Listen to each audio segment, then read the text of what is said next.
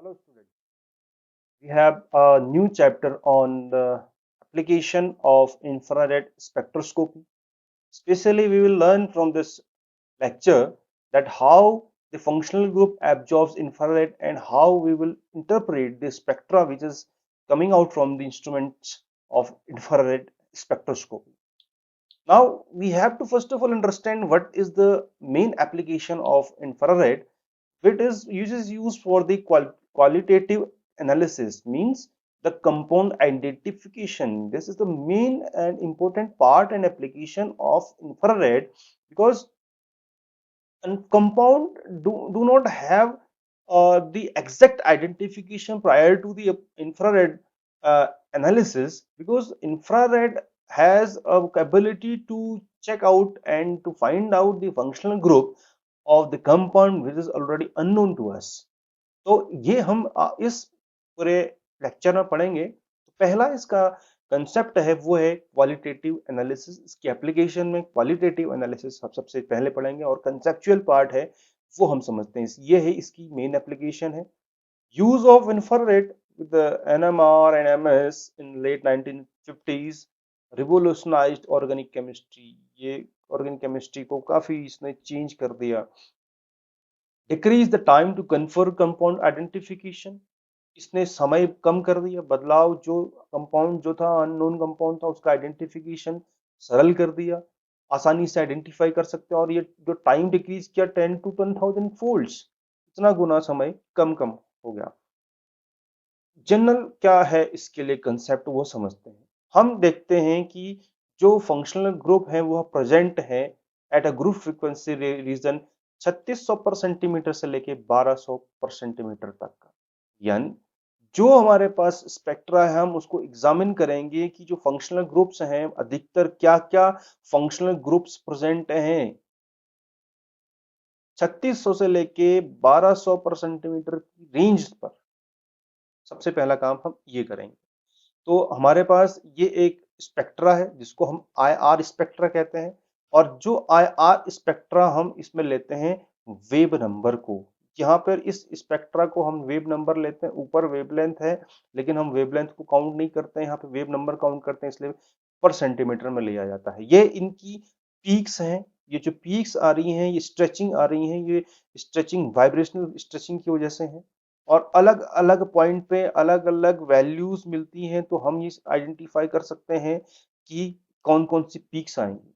और ये पीक्स के बेसिस पे हम उस अननोन मॉलिक्यूल्स के कंपाउंड के फंक्शनल ग्रुप के बारे में समझ सकते हैं। तो जब हम शुरुआत करते हैं जो रेंज है 4000 से लेके 500 पर सेंटीमीटर की रेंज है। इस रेंज में के मध्य हम के बीच में 3600 से लेके 1200 तक के बीच के जितने भी फंक्शनल ग्रुप हैं वो हम सबसे पहले एग्जामिन करते हैं। लेकिन हम देखते हैं कि जो बैंड्स आते हैं वो carbon dioxide, carbon double bond, C N double triple bond वो हैं 15 से लेके 1800 पर सेंटीमीटर तक। 1500 से लेके 1800%। और सिंगल बॉन्ड जो आते हैं 100 से लेके 100 1000 से लेके 1200 तक की रेंज में आते हैं। और कार्बन की स्ट्रेचिंग है, ऑक्सीजन यानी फंक्शनल ग्रुप, अल्कोहल की स्ट्रेचिंग है, नाइट्रोजन एनएच की स्ट्रेचिंग है, वो हमें मिलता है 3000 के आसपास या 3300 के आसपास। वो डिपेंड करता है कि क्या होगा। इसका मतलब जो हमारे पास अलग अलग कैटेगरी आ गई है वो कैटेगरी क्या है। 500 से लेके 1500 तक का जो रीजन है वह रहता है फिंगरप्रिंट रीजन। फिंगरप्रिंट का मतलब ये रहा कि मॉलिक्यूल के एक सर्टेन डिफरेंसेस हम यहाँ से देख सकते हैं। जैसे हम जानते हैं each and every individual has different fingerprints.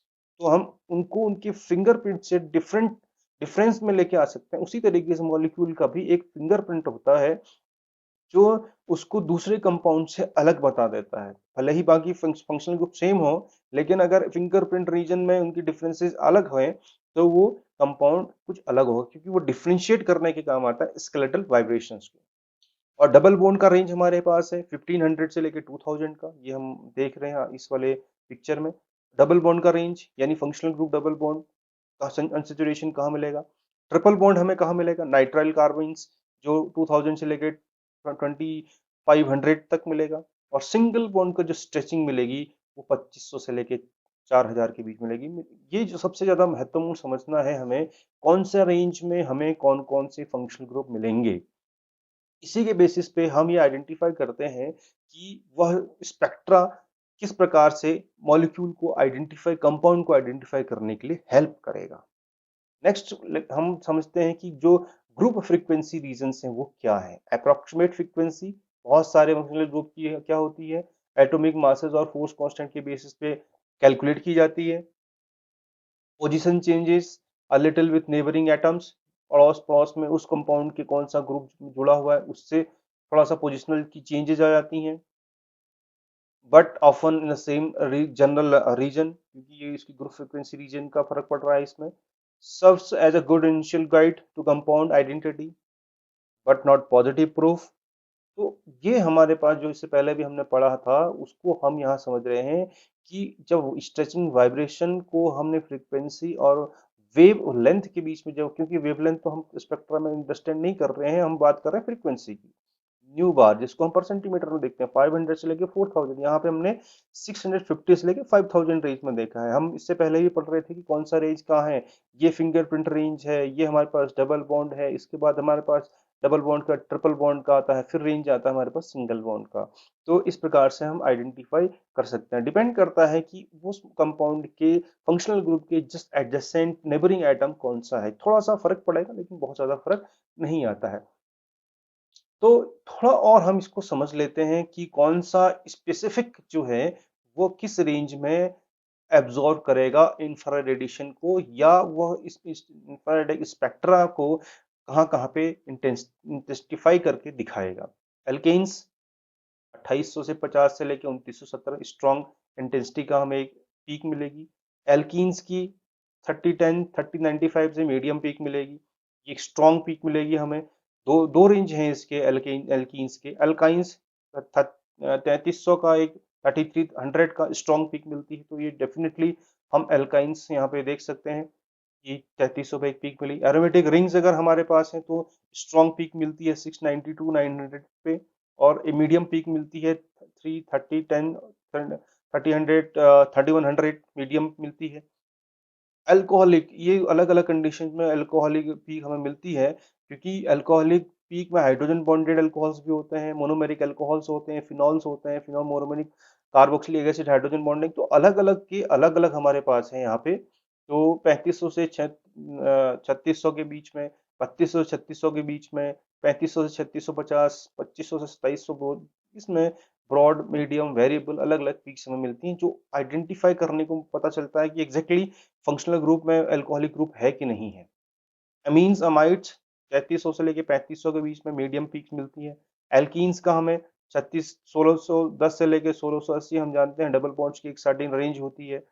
ये अल्काइंस है, अल्काइंस का एक डबल अलग रेंज है, वेरिएबल पीक्स आती हैं। Amines amides nitriles C triple bond N और C double bond O, alcohol ether carbon acid, basically ये एस्टर कार्बन सी ओ का बीच में जो बॉन्डिंग है, सी सिंगल बॉन्ड ओ जो कि अल्कोहल के साथ भी जुड़ा हो, कार्बन ईथर के साथ जुड़ा हो, कार्बोक्सिलिक एसिड के साथ जुड़ा हो, एस्टर के साथ जुड़ा होगा, तो उस केस में एक स्ट्रॉन्ग पीक मिलेगी हमें 1050 से लेके 1300 के बीच में। एल्डिहाइड कीटोन ग्रुप हो तो 1690 से लेके 1760 तक का उसका पीक एब्जॉर्प्शन रहता है। स्पेक्ट्रल आइडेंटिफिकेशन में स्पेक्ट्रल पीक हमें स्ट्रॉन्ग मिलेगी aldehyde ketone carboxylic acid ester की 1690 से लेके 1760 के बीच में। नाइट्रो कंपाउंड्स हमारे पास है, नाइट्रो कंपाउंड्स में 1500 से 1570 और 1300 से लेके 1070 में स्ट्रॉन्ग पीक मिलेगी। ये एक प्रकार का एब्रिविएटेड टेबल हम दिखा रहे हैं जिसमें कि ये हमें याद करना पड़ेगा, समझना पड़ेगा। यस, इतनी यानी अमाइड का, एल्कीन का कोई भी फंक्शनल ग्रुप है, इनका एक स्पेशल कैरेक्टरिस्टिक्स होंगी कि वह उतनी सर्टेन रेंज को ही एब्जॉर्ब करेगा। तो जब वो उतने एब्जॉर्ब करेगा तो स्पेक्ट्रा में भी उतना ही आएगा। तो ये फिक्स है, बट वो डिपेंड करता है इसका बिहेवियरल एटीट्यूड क्या है, मॉलिक्यूल के नेबरिंग एटम्स कौन से हैं, उसका इलेक्ट्रॉनिक इन्वायरमेंट कैसा है, थोड़ा-सा फ़र्क पड़ सकता है, लेकिन जो इनकी रेंज है इसीलिए हमने इनको रेंज में देखा है कि हाँ, इस एक पीक पर मिलती हैं तो वो पीक इस रेंज में मिलेगी। एग्ज़ैक्टली पीक 3300 जो है अल्काइन्स की सीएच वो की कार्बन और हाइड्रोजन की जो पीक है, कुछ ऐसी पीक्स हैं जो एग्ज़ैक्टली उसी पॉइंट पे मिलती हैं, अदरवाइज़ एक वेरिएशन रहेगा। नाउ फिंगरप्रिंट रीजन हमने कहा कि ये जो रीजन है सिंगल बॉन्ड सिंगल का रीजन है 1200 से लेके 700 के बीच में many have similar frequency so affect each other के pattern characteristic overall skeleton of the compound. ये हमने कहा exact interpretation this region of spectra seldom possible because of complexity. बहुत आसान नहीं होता क्योंकि बहुत सारी छोटी छोटी पीक्स इस रेंज में रहती हैं। कॉम्प्लेक्सिटी है, थोड़ा यूनिकनेस है इस केस में, ये दिखाता है। हमने कहा कि ये देखो हर किसी केस में यहाँ पर हमारे पास दो कंपाउंड्स हैं, इनका फिंगरप्रिंट रीजन हमने देखा कि ये रेंज है और जो रेंज है 700 से लेके 1200-1500 तक की रेंज है फिंगरप्रिंट रीजन की। तो टिपिकल सो जैसे यहाँ पे तो सी डबल बॉन्ड ओ 1690 से हमने 1720-50 के बीच में कहा था, यहाँ पे एक पीक मिली है हमें सी डबल बॉन्ड ओ की, दैट इज देयर। लेकिन फिंगरप्रिंट रीजन थोड़ा डिफरेंस। अब दोनों कंपाउंड अगर हम सेम सेम देखते हैं, यहाँ पर हमारे पास एक एस्टर ग्रुप है और एक है कीटोनिक ग्रुप। दोनों में डिफरेंस देखेंगे तो डिफरेंस हमें कहाँ मिल रहा है, हमें मिल रहा है फिंगरप्रिंट रीजन में, क्योंकि कार्बन मोनोऑक्साइड का जो पीक एब्जॉर्प्शन है वो लगभग सेम रहेगा, लेकिन फिंगरप्रिंट में डिफरेंस आ जाएगा। इस फिंगरप्रिंट रीजन की वजह से ही हम इसको डिफरेंशिएट कर सकते हैं, क्योंकि इस मॉलिक्यूल का कीटोनिक ग्रुप का अलग एक फिंगरप्रिंटर आएगा इस मॉलिक्यूल का, और इस मॉलिक्यूल का एक अलग फिंगरप्रिंटर आएगा। तो ये दोनों के डिफरेंस फिंगरप्रिंट रीजन से हम समझ सकते हैं। सेकंड इसके एप्लीकेशन है क्वांटिटेटिव एनालिसिस। तो एक्यूरेसी और प्रिसीजन अगर हम इसका अल्ट्रावायलेट विजिबल से कंपेयर करें तो उतना अच्छा नहीं है। मोर कॉम्प्लेक्स स्पेक्ट्रा है, समझना मुश्किल हो पाता है। बैंड्स नैरोअर्स होते हैं, डेविएशंस होते हैं, बीयर्स लॉ के डेविएशंस हैं। आईआर इंस्ट्रूमेंट लिमिटेशंस अगर हम देखें तो लोअर लाइट थ्रूपुट है, वीकर डिटेक्टर्स हैं, हाई बैकग्राउंड इंफ्रारेड है, difficult to match reference sample cells है, change in molar absorptivity common है इसमें। पोटेंशियल चेंजेस जो है वो is a good selectivity since so many compounds have different infrared spectra. One common application और इस determination of air contaminants, हम इसकी मदद से हम आइडेंटिफाई कर सकते हैं, क्योंकि कार्बन मोनोऑक्साइड का एक सर्टेन एब्जॉर्प्शन है। Methyl ketone, methyl ethyl ketone, methyl alcohol, ethylene oxide, chloroform. तो एक स्पेक्ट्रा हमारे पास है CH3H5N का। तो हम कंपाउंड अगर आइडेंटिफाई करने की कोशिश करें, कैसे आइडेंटिफाई करेंगे थोड़ा सा समझ लेते हैं यहाँ पर। तो इस रेंज में हमारे पास एरोमेटिक रेंज में कोई भी पीक नहीं है, इसका मतलब है यह एरोमेटिक नहीं होगा, पहली बात। दूसरी बात, वन और मोर एल्कीन ग्रुप हो सकते हैं, क्योंकि ये फिंगरप्रिंट रेंज इसमें रीजन में पीक हमें मिल रही है। इसके बाद हम नाइट्राइल ग्रुप हो सकता है या अल्काइल अल्काइन ग्रुप हो सकता है, क्योंकि यहाँ पे 2000 से लेकर 2500 के बीच में पीक मिल रही है। तो एक एलिफेटिक कार्बन हाइड्रोकार्बन हो सकता है, क्योंकि ये 3300 के आसपास ये क्या है 3000 के आसपास का एक पीक हमें मिल रहा है। तो इसके बेसिस पे हम देख सकते हैं कि अगर कोई कंपाउंड है तो इसमें क्या क्या फंक्शनल ग्रुप्स हो सकते हैं। इस स्पेक्ट्रा को हम समझने की कोशिश कर सकते हैं इसके बेसिस पे। एप्लीकेशन अगर नक्सल में हम देखा जाए तो आज की डेट में रिसर्च में काफ़ी इसका यूज हो रहा है, इंडस्ट्री में काफ़ी यूज हो रहा है। रिलायबल टेक्निक है मेजरमेंट के लिए, क्वालिटी कंट्रोल के लिए, डायनेमिक मेजरमेंट के लिए। It is also employed in forensics analysis in civil criminal analysis. Major application क्या है इसके, identity functional group, structural elucidation. हम पहली बात कर रहे हैं तो हमने पहली बात इसको थोड़ा समझने की कोशिश की कि फिंगरप्रिंट रीजन और ग्रुप फ्रीक्वेंसी रीजन में हमको डिवाइड किया है। 4000 से लेके 1500 पर सेंटीमीटर में इसकी ग्रुप फ्रीक्वेंसी रहती है, और 1500 से 400 बीच में इसकी फिंगरप्रिंट रीजन्स रहते हैं। In frequency regions the peak corresponding to different functional group can observed according to the peak functional group can be determine. ये हम बातें पहले पढ़ चुके हैं। और इसके साथ साथ each atom molecule is connected by bond, each bond require different IR region, so characteristic peaks are observed. This region of IR spectrum is called fingerprint, ये हम बात कर चुके हैं। Determine with characteristic identification of substances, इसको हम समझ सकते हैं। और इसके बेसिस पे टू इनोमेरी compound are identical. IR spectra अगर देखें तो इंशियरी कंपाउंड आईआर स्पेक्ट्रा का सेम होता है। तो ये आईआर स्पेक्ट्रा इसको इंशियोमर को आइडेंटिफाई डिस्टिंग्विश कर नहीं कर पाता। Distinguish it fails to distinguish between two enantiomers. तो इसके केस में हम ये देख सकते हैं, अगर हमारे पास बेंजल्डिहाइड है तो ये क्या क्या कंपाउंड आएंगे देख लेंगे। एरोमेटिक रिंग का एब्जॉर्प्शन होगा।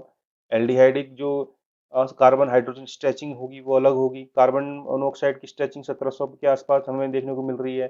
कार्बन कार्बन डबल बॉन्ड के एरोमेटिक रिंग में 1595 के बीच में स्ट्रेचिंग मिल रही है। CH बेंडिंग हमें मिल रही है 745 टू 685। और benzaldehyde, no other compound than benzaldehyde produces same IR spectra as shown above.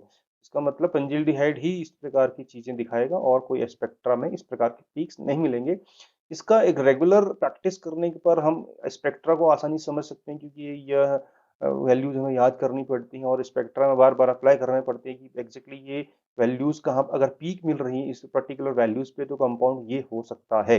इस तरीके से हम इसका इल्यूसिडेशन करते हैं।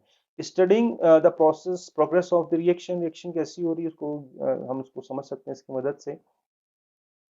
तो the rate of disappearance of the characteristic absorption band of the reactant group, rate of appearance of the characteristic absorption band of the product group due to the formation of product is observed, detection of impurities, IR spectrum मदद करता है impurity find out करने के लिए, additional piece इसमें मिल जाती हैं IR spectrum में अगर कोई भी इम्प्योरिटीज होंगी तो। फिफ्थ हमारे पास है क्वालिटेटिव एनालिसिस, जो हम पहले थोड़ा बहुत समझ चुके हैं। The quantity of substance can be determined either in pure or a mixture of two or more compounds. In this characteristic P corresponding to the drug substance is chosen। तो different different तरीके से हम इसको समझ सकते हैं। ये हमारे पास ये वैल्यू रही। और इसके बाद हम बात करते हैं कि जो हमारे पास इंफ्रारेड एप्लीकेशन थी वो क्या थी, और उसके बेसिस पे हमने क्या क्या जानकारी ली। किसी भी अननोन कंपाउंड के बारे में हमें अगर आइडेंटिफाई करना है, स्ट्रक्चर इलुसिडेशन करना है, तो हम इंफ्रारेड का यूज कर सकते हैं। ये लेक्चर इंफ्रारेड एप्लीकेशन के ऊपर बेस्ड था, जिसमें हमने एप्लीकेशन के साथ साथ क्वालिटेटिव और क्वांटिटेटिव एप्लीकेशन समझी, और जिस के बेसिस पे हम किसी भी फंक्शनल ग्रुप के एग्जैक्ट पीक को हम समझ सकते हैं और उसका वेव नंबर एब्जॉर्बेंस दिखा सकते हैं, और हम उससे किसी भी अननोन कंपाउंड की स्ट्रक्चर को इलुसिडेट कर सकते हैं। ये लेक्चर इसके ऊपर बेस्ड था। If you have any doubts तो you can ask your doubts or your comments. Share this video to your colleagues, your friends, and subscribe the channel. Thank you.